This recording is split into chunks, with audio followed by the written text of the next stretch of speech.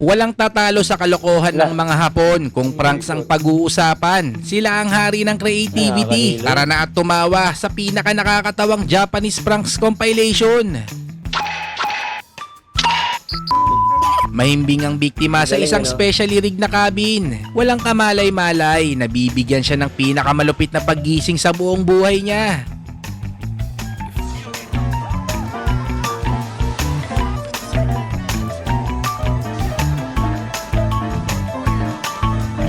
Nakakatakot isipin na dalawang manipis na strap lang ang pumipigil sa kanya. Parang mapipigtas anumang oras.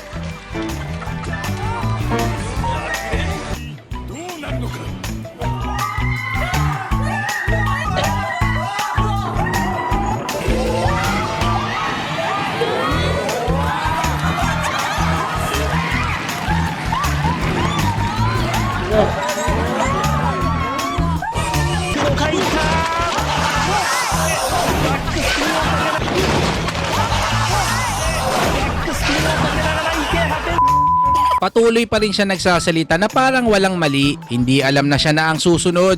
Hanggang biglang bumagsak mula sa kisame si Spider-Man. Hindi para iligtas siya, kundi para gulatin at pasigawin.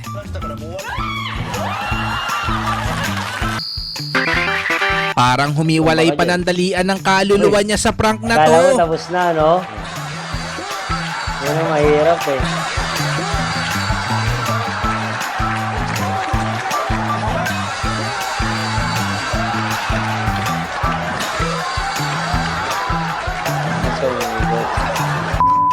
Ito ay isang classic elevator prank na talagang nakakatuwa na medyo nakakatakot.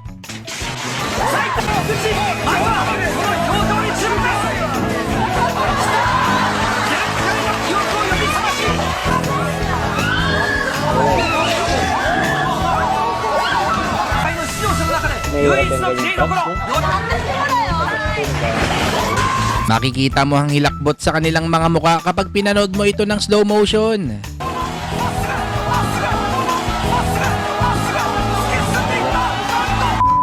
Pinadaan nila ang isang magandang babae para makuha ang atensyon niya at nang ngumiti siya, akala niya swerte na niya. Pero doon palang nagsimula ang tunay na kalokohan.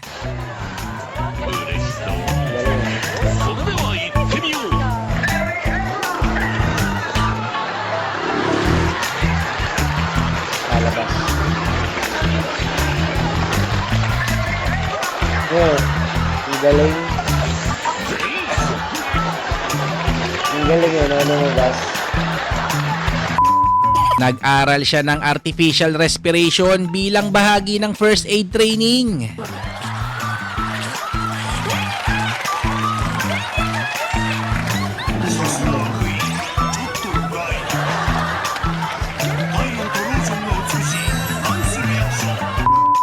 Sa Japan, isang prankster YouTuber ang trip manggulat ng mga taong dumadaan sa tunnel. Nakabihis bilang halimaw na galing mismo sa bangungot.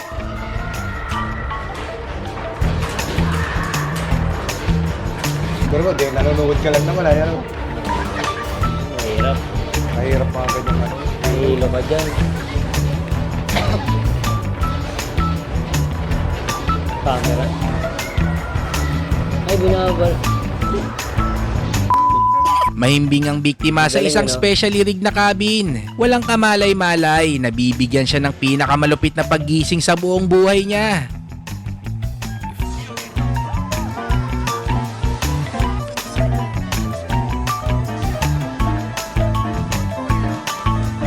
Nakakatakot isipin na dalawang manipis na strap lang ang pumipigil sa kanya. Parang mapipigtas anumang oras.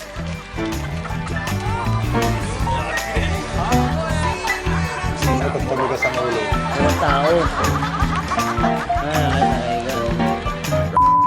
Inimbitahan siyang subukan ng fully body mud bath para daw pumuti at ma-rejuvenate ang balat. Maayos ang lahat hanggang biglang. Lahat, galing. Lahat, no?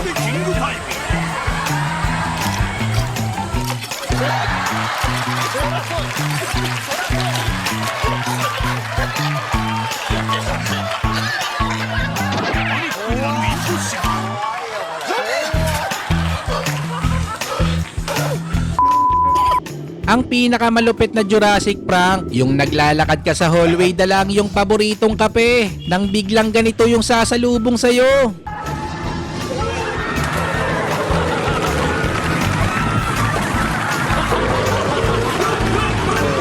Tayo na sa wabdi. Isang umaga na parang normal lang. Pumasok siya sa opisina ng kalmado, pero ito ang bumungad sa kanya.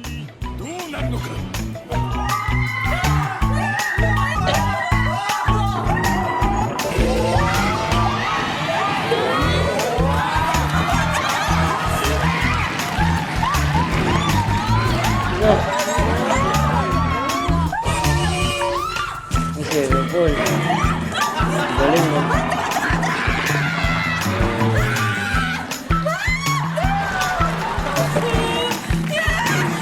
Pero hindi kita yung ano yung... Oo, no? Galing mo.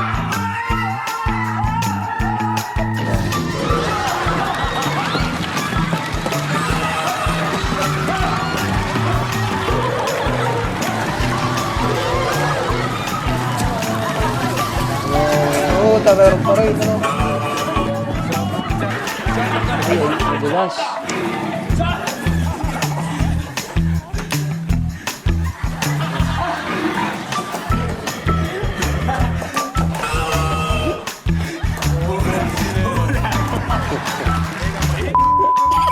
Inanyayahan siyang pumunta sa isang home studio para raw sa magazine photoshoot. 福井のハウススタジオに呼び出したそして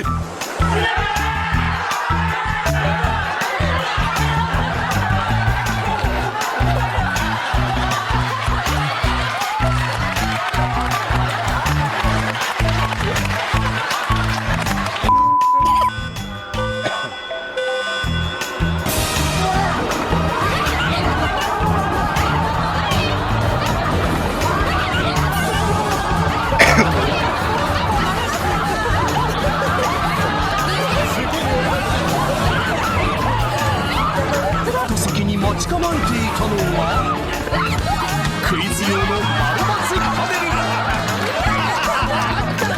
Utang ka na natin pa. Lumabas lang.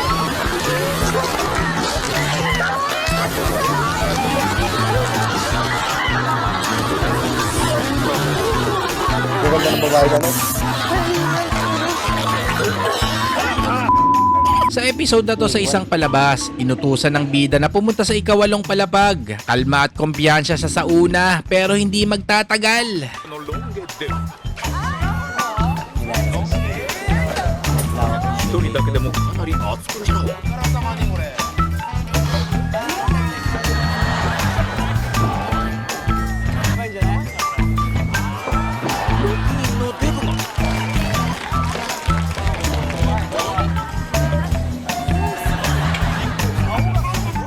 そしてエレベーターどかないでい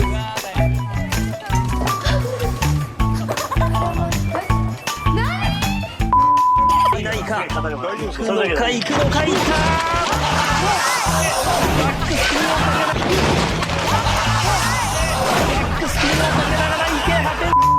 Patuloy pa rin siya nagsasalita na parang walang mali. Hindi alam na siya na ang susunod. Hanggang biglang bumagsak mula sa kisame si Spider-Man. Hindi para iligtas siya, kundi para gulatin at pasigawin.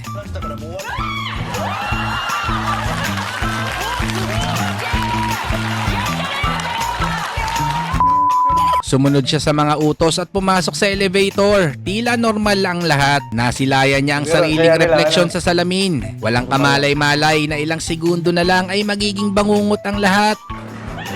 Kasi karangalan sila mailabas na sila. Hindi ko man